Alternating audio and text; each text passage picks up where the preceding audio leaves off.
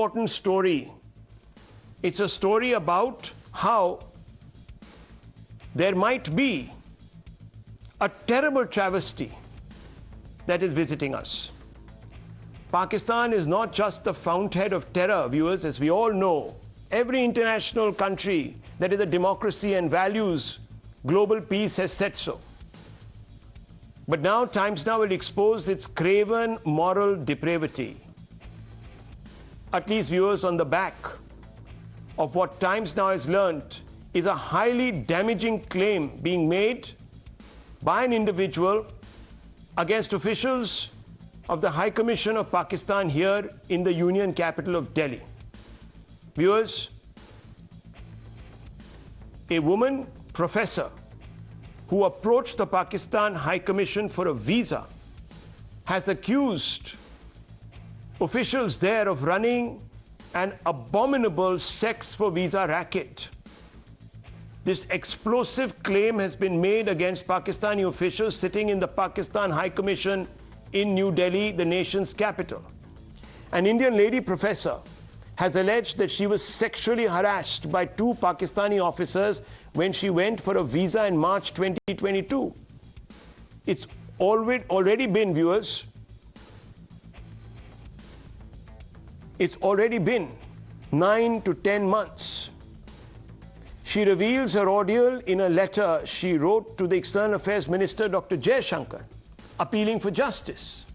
She says lewd gestures were made and officers asked for sexual favors in return for a visa.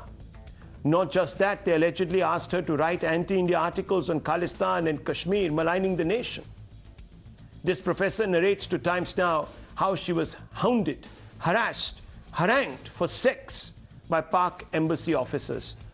Listen to this. High Commission officers, listen to this. Sir, I went on March 2022 last year, and they asked me to wait for some time in a lounge. So then they called to a visa office, and where they said in the first 1-2 minutes itself that visa cannot be granted since the government is unstable at that moment, since IK, Mr. Imran Khan's no confidence motion is in process. So you come later in May, and then we shall grant visa. Started talking in general about why do you want to visit, who are you, where are you posted, etc., etc. So I kept answering slowly and slowly, are you married, which was a very generic kind of a question. I said, no sir, I'm not married.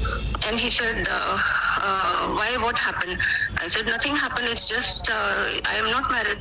He said, so what do you do to fulfill your sexual desires? And he also asked, do you have somebody you have sex with? Do you have somebody who you go out with?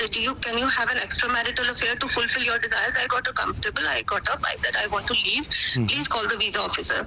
Then he said, and this is Mr. Asif from Pakistan High Commission. Yes. Okay. Yes. And then I kept waiting, and then he started talking. You know, it's easy for us Muslims because we have option of 4 marriages, and if we get bored with one, we can go with second. Says, you know, I really like your personality. He extended his hand and held my hand. He held it for a longer time. When I got up and I pulled my hand back, he said, no, I was only appreciating the rings that you are wearing. During this course of time, he also spoke on Khalistan. He spoke on Navjot Singh Sidhu. He spoke on a number of other things. Then he exited that room, and another person came after 10 minutes. That person seemed quite polished, and he seemed quite respectable also. He was wearing a suit, business suit. So I assumed that he is in a higher position.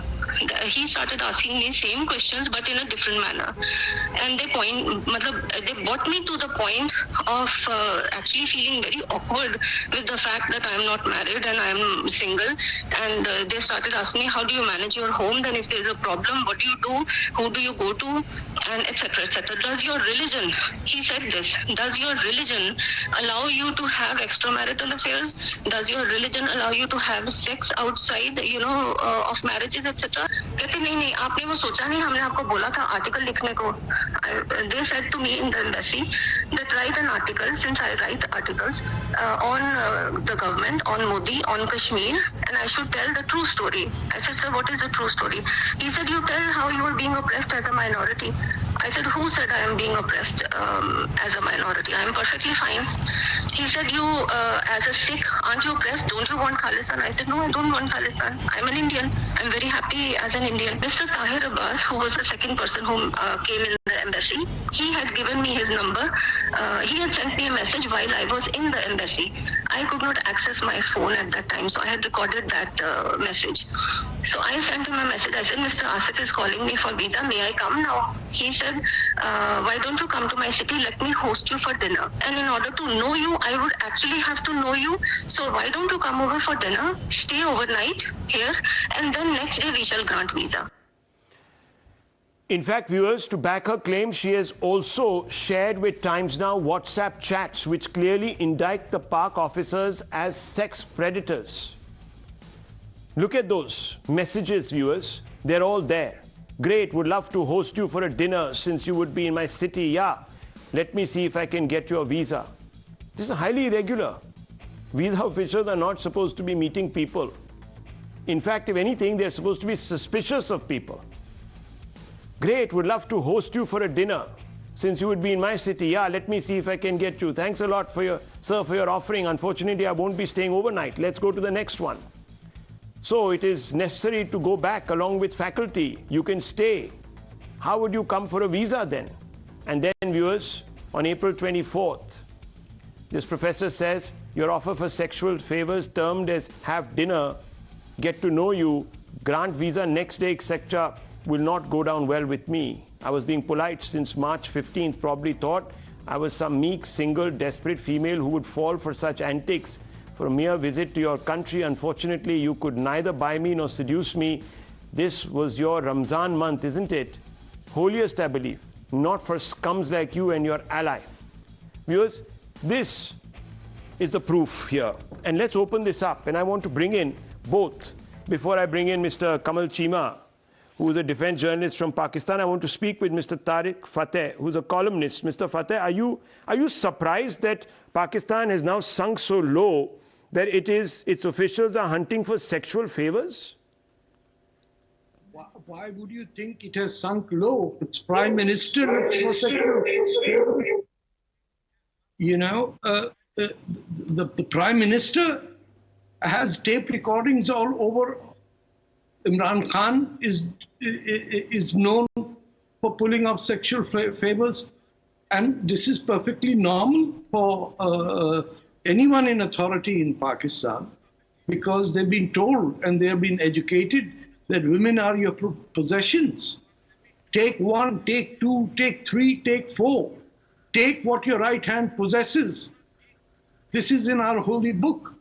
And trust the Pakistani government to implement this. This is exactly what they did in Bangladesh, where General Tika Khan boasted that we will rape enough Bangladeshi women to change then unki nasl badal denge hum in one generation. What they are doing to women in Balochistan, what they are doing in Gilgit-Baltistan, all of us know that. People simply don't believe that this is possible, but this is the reality of how men in uniform behave in Pakistan. Qamar Cheema, nothing wrong. You're on record. Your Prime Minister is on record. General Bakshi is also listening in. Your Prime Minister has been recorded seeking sexual favors. ऐसा तो आपका scenario है. And now there are WhatsApp conversations. Can you imagine, viewers, a visa official? General Bakshi, before I bring in Mr. Cheema, who's only going to try and suggest that this is some deep state plot, let me tell you, General Bakshi, I want to ask you, how should we have proceeded in this matter? This professor stands up for her country, as you could see, refuses to do their bidding while they are asking her for sexual favors, these rascals. And General Bakshi, how should we have responded? Should we not have picked up each one of these chaps, Tahir Abbas and some chap called Asif, and thrown him out of this country? Or arrested them? General Bakshi, what should we have done?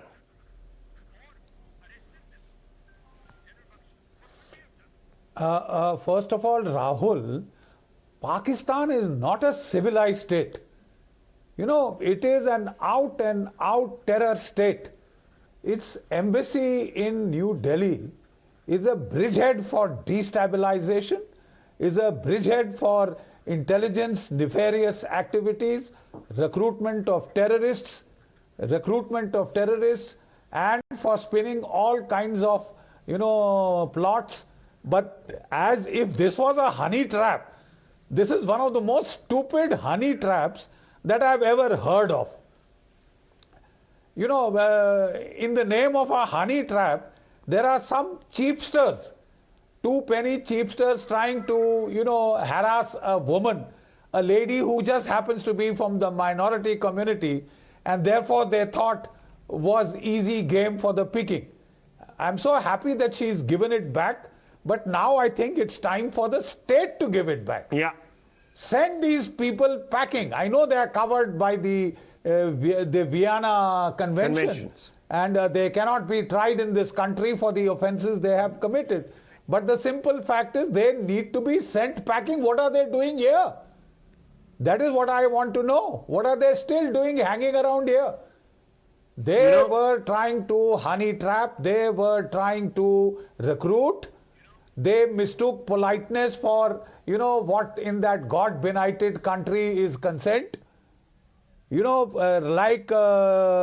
very rightly pointed out by my co-panelist, that right from the Prime Minister down to the entire army hierarchy, down to the last man, they are all into this game. They have very little else to do, it appears. So the least we can do is send these two packing tomorrow. Tomorrow. I don't think we should wait 1 minute longer with all this damning indictment which is there on record. Absolutely. Let me bring in Qamar Cheema. Qamar Cheema. I don't think we should wait a minute before Qamar Cheema, not just a bridgehead for terror, but a bridgehead for sexual perversion. Your officials are ambassadors for your country, but they are turned out to be sex perverts. Aapki morality, forget about anything else. का ये absolute proof है. आप देखिए, आपके एक farmer foreign affairs minister थे, वो अपने आप को कहते थे कि मैं एक एडोनिस हूं. When women see me, they want to jump me, and I will, and Tariq Fatah Saab has already said a lot of things about your other worthies. क्या कर रहे हैं आप? अपनी तौहीन. Well, there are 3 points which I want to make here. The first point is that I agree with Major General G.D. Bakshi Saab. I think there is no point that our diplomats are in New Delhi and you have a spy mission in Islamabad in the diplomatic enclave. The second, that should be closed. That should be immediately closed. Listen me. Let me give my point. I didn't stop anyone. I didn't interfere. Let me give my point. The second thing is that I think the Indian government was much embarrassed when Indian diplomat in Islamabad was working for the Pakistan, and she was arrested immediately when she landed in New Delhi. And since then, India was in search that how can we have a honey trap. So I think this is an Indian deep state trying to embarrass itself. Okay. Now I knew you were going to say this. Now viewers, listen to me. You are disrespecting your own No. Qamar Cheema will not accept. No, I'll lower your fader. I want to tell you something, viewers. This is an absolute fact.